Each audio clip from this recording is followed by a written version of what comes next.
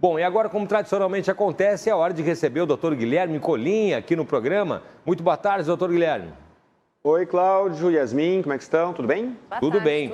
Bom, hoje a gente vai dar continuidade ao tema, doutor Guilherme, tratado da semana passada, na segunda passada. A íntegra, aliás, da entrevista da semana passada vai estar estreando agora, às 7 horas, né, doutor Guilherme, no canal Saiba Direito. Né, você tem que entrar lá, então, né, acessar o vídeo para ter a entrevista, se inscrever no canal, ativar a notificação para receber as atualizações lá, dar aquele joinha e tal, que lá está explicado lá, vídeos sobre direito e dicas com os famosos pulos do gato, né, doutor Guilherme? Pulos do gato, eu procuro no Saiba Direito fugir do óbvio, né? Fugir do óbvio e entregar para o inscrito o pulo do gato, aquela dica que não é tão óbvio, não é tão evidente, né? Muito bem. São vídeos curtos, né? Segunda-feira é o vídeo mais longo, que é o da entrevista que eu passo aqui, e de terça a sexta são vídeos lá de 3, 4, 5, máximo 10 minutos, né? Imperdíveis, imperdíveis, mesmo para você que não é da área do direito, olha, vale a pena porque são explicados de uma maneira muito didática. E na semana passada a gente não conseguiu, doutor Guilherme, esgotar o assunto, então chegaram algumas perguntas aqui pelo Facebook, falando, né, sobre a questão da pensão de alimentos ali, os parâmetros de fixação dessa pensão e também a fiscalização dessa pensão. Bom, já falamos sobre qual a posição atual da jurisprudência quanto aos parâmetros de fixação e falamos também sobre a regra de 30% do salário e vimos, né, doutor Guilherme, que não é bem assim. Então, a primeira pergunta que chegou aqui pelo nosso Face da nossa audiência é o seguinte: meu filho já completou 21 anos de idade, não trabalha e não estuda, e eu preciso seguir pagando a pensão alimentícia para ele? Cláudio, o seguinte, o súmula 358 do STJ, ela diz que a exoneração de alimentos deve ser judicializada.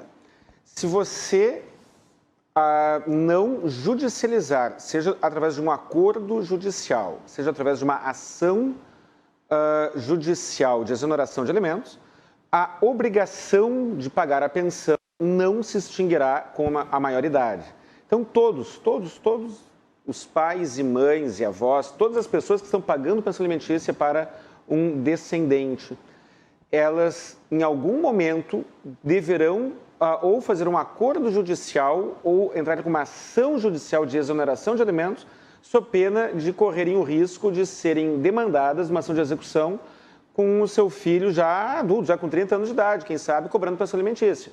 Alimentos são imprescritíveis e não se repetem, ou seja, uma vez pagos, você não pega de volta. Então, independente de ele estar estudando ou não estar estudando, se você não entende, não deve mais pagar, ação ou acordo de exoneração. O judiciário tem entendido que, e aí dentro da ação de exoneração, se o filho está cursando faculdade, os alimentos se prorrogam até a idade compatível com a sua formatura. E aí, leia-se, idade compatível dentro de um ritmo normal. Se o filho começar a rodar, trancar, coisas do gênero, começar a protelar o término do curso, ele perderá a razão e poderá perder a pensão alimentícia caso o pai ou a mãe peça a exoneração. Uma outra dúvida, doutor Guilherme, boa tarde, agora sim, diretamente para o senhor, é o seguinte: pago 3 salários mínimos de pensão para o meu filho e desconfio que esse valor não vai todo para ele. O nosso telespectador diz que acredita que a mãe gasta com ela, mas nesse caso pode ser mãe, pai, a gente sabe, né, doutor Guilherme? E a pessoa pergunta, como eu posso fazer?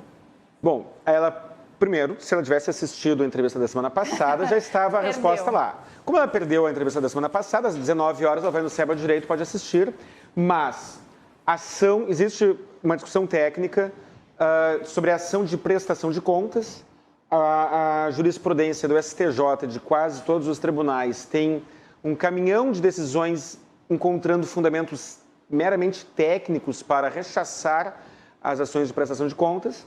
Em maio do ano passado, o STJ julgou em sentido oposto ao que vinha julgando, reconhecendo a possibilidade da ação de prestação de contas. Mas ainda assim, eu recomendo uma ação que se chama ação de fiscalização de pensão de alimentos, que tem um rito processual comum, que você então contorna, você evita essa discussão técnica, essa tecnicidade, esse formalismo, essa discussão formal legal, e aí então você poderá pedir que o guardião, no caso concreto, me parece que era a mãe, né, que tem a guarda do filho, na maioria das vezes é o que acontece mesmo, explique como ela está gastando aquela verba. A ação de fiscalização ou a ação de prestação de contas, ela chegará a algum resultado. O réu da ação comprovará ou não que gasta com o filho aquele valor.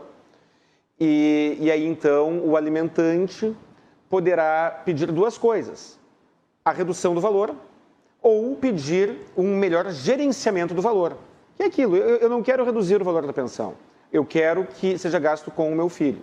Então, são as duas hipóteses após a ação de fiscalização de pensão. Bom, doutor Guilherme, a próxima pergunta é a seguinte. Fiz um acordo de visitação em que o pai do meu filho ficava com ele nas segundas e terças, eu nas quartas e quintas, e dividíamos a mensalidade da escola e do plano de saúde. Ele foi transferido para outro estado com aumento de renda e não consegue vir ver os filhos aqui com uma mesma frequência. Vale a pedir pensão em dinheiro? Essa pergunta, a gente tem que fracioná-la. Primeiro, meus parabéns, mas meus parabéns a ambos. Acho que, imagino que foi uma mulher, né? A mãe que mandou a pergunta. Meus parabéns para a mãe e para o pai. Vocês são a prova de que ainda há salvação, que a humanidade ainda tem chance. Porque o que vocês têm é aquilo que diz o artigo 1583, parágrafo 2º. A lei não diz que tem que ser segunda e terça para um, quarta e quinta para outro. Diz que tem que ser dividido em tempo equilibrado e é o que vocês ajustaram. Então, meus parabéns. Quanto à questão, aí um dos genitores sai do estado e foi transferido e não leva o filho junto. Né? Meus parabéns de novo. Sim, não é mobília. Não é mobília, né? E aí, é claro, é necessário que haja um reajuste, né, uma rediscussão sobre o dever de sustento. Uma convivência equilibrada normalmente inclui despesas que o pai exerce quando está com o filho e que a mãe exerce quando está com o filho. Se o pai vai para outro estado e tem uma convivência menos frequente, é natural que haja uma sobrecarga de custo para a mãe, como poderia ser o contrário também, e aí é razoável que haja um ajuste. Eu tenho no meu canal do YouTube, no Saiba Direito, e tive uma entrevista aqui contigo, Cláudio. Então, portanto, lá no canal tem 2 vídeos que falam sobre os benefícios tributários em favor do alimentante, de quem paga a pensão. Então, talvez, eu não sei quanto ganha o alimentante, aí, o pai da criança, das crianças, mas caso ele não seja isento do imposto de renda, talvez seja muito melhor melhor para ele pagar a pensão em valor pecuniário. Porque se ele pagar a metade da escola, ainda que a forma de pagamento seja um depósito na conta, mas se os alimentos forem fixados, atrelados à metade da escola, do plano de saúde, do que for, ele não poderá abater da base de cálculo do imposto de renda. Mas se for feita uma renegociação de alimentos em que ele pague X salários mínimos, por exemplo, ou um tanto por cento da sua renda, ele terá este ganho tributário, que será de 27,5%. E aí a dica que eu dou, cuidado para que não ultrapasse o limite de isenção de quem recebe os R$ 28.600. Tem uma decisão no Supremo, Cláudio, que foi ajuizada pelo IBDFAM, Instituto Brasileiro de Direito de Família, pretendendo a isenção tributária da pensão alimentícia. Esse julgamento não foi... o STF não julgou ainda. Portanto, quem recebe a pensão, o ideal é que, se for em valor pecuniário, não ultrapasse o limite de isenção. Então, o caso exceda, que aí então vincule alguma coisa. Né? Então, é possível sim fazer uma engenharia tributária. Recomendo que você entre lá no Saiba Direito e procure benefícios tributários da pensão alimentícia. Tenho 2 vídeos sobre isso.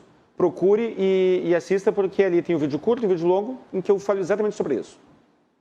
Bom, e mais uma dúvida que chegou para a gente, doutor Guilherme Colim, é a seguinte: ganho R$5.000 mensais.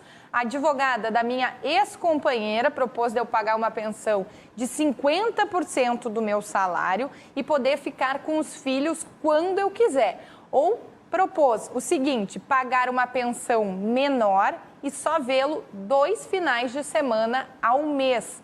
O que o senhor acha disso? A pergunta que veio para a gente através do nosso Facebook. Eu estou sem palavras, né?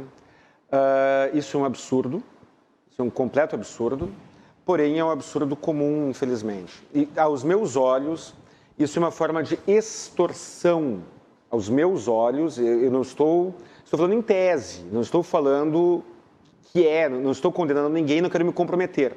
Aos meus olhos, isso merece uma representação no Ministério Público, no mínimo um boletim de ocorrência na delegacia de polícia por extorsão, tentativa de extorsão, aos meus olhos, e se ficar comprovado que isso veio da advogada e não da mãe da criança, eu penso que não seria ruim levar essa informação ao Tribunal de Ética da OAB. O artigo 34, Lei 8.906, artigo 34. Lei 8.906, artigo 34, inciso, se eu não me engano, é 15, 16 ou 17. Olhe no Google ali. Lei 8.916, artigo 34, um desses incisos, 15, 16 ou 17. É infração disciplinar do advogado entrar em concurso com o seu cliente para violar a lei. Então, se eu, advogado, chego para minha cliente e digo: vamos alugar o filho, vamos coagir o pai da criança ou a mãe da criança a pagar uma pensão maior, sob pena de ele ter uma restrição de convivência com a criança. Se eu fizer isso, eu sou um bandido. Se eu fizer isso, eu quero que a OAB venha para cima de mim. Porque isso é gravíssimo. E não sei qual será a reação da OAB, não sei qual será a reação do Ministério Público, não sei qual será a reação do Judiciário. Se você tiver provas sobre isso, organize as provas. Se você não tem provas, vá levando essa negociação, tente produzir provas, para aí então, antes de fazer o acordo, aí então levar o tema às autoridades. Se você fizer isso, você estará cooperando para a evolução da sociedade, estará cooperando na busca da utopia que todos nós deveríamos ter, que é a busca de um mundo justo e perfeito. A justiça e a perfeição é uma utopia, mas não custa que nós corramos atrás dela. Então, por favor, se você está passando por isso, se você vá atrás, investigue, colete as provas e vá para cima. Eu peço em meu nome pessoal e peço em nome de toda a sociedade. Bom, doutor Guilherme, a gente tem ali o nosso canal Saiba Direito, né? O canal do doutor Guilherme Colim, Saiba Direito. Gostaria de falar um pouco mais, porque a gente começou esse assunto na semana passada e para quem perdeu o início, a primeira entrevista vai estar daqui a pouquinho disponível, né, doutor Guilherme? Às 19 horas estará lá o vídeo. Toda segunda-feira, às 19 horas, estreia a entrevista da semana anterior, Cláudio. E todos os dias, de terça a quinta, tem um vídeo novo, vídeos mais curtos, vídeos de 3, 4, 5 minutos, 6, 7 minutos, sobre temas diversos, normalmente direito previdenciário, direito de família, responsabilidade civil.